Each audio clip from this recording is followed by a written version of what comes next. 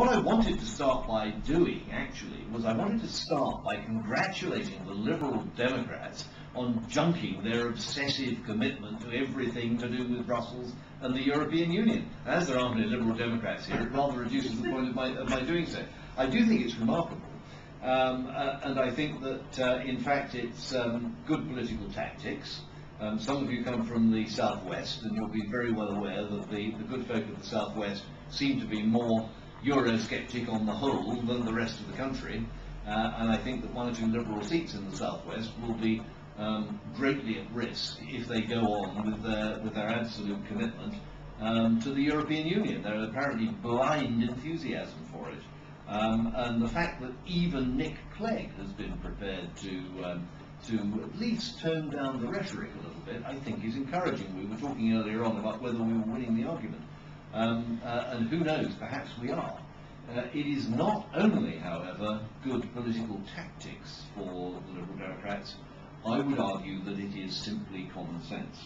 Now, I'm going to carry on as if I had a Liberal Democrat audience here and make a few remarks that actually do bear repeating.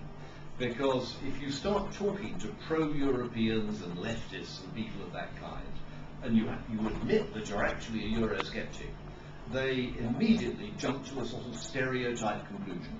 If you're a Eurosceptic, you're a little Englander, you are xenophobic, you hate foreigners, you're an isolationist, you want to blow up the Channel Tunnel. I don't need to blow up the Channel Tunnel, it was already done, as Simon remarked last week.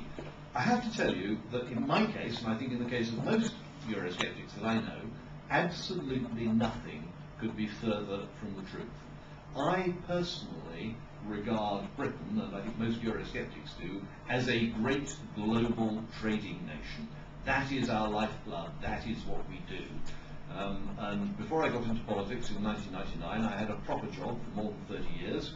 And my proper job with a number of major companies was always an international business, and about 12 years of my career actually was spent living, resident, running businesses, not only outside Britain, but outside the EU, mainly in East and Southeast Asia, and I've worked a bit in America, and so on. So I regard myself as a very strong internationalist, and I'm in favour of international cooperation and international trade.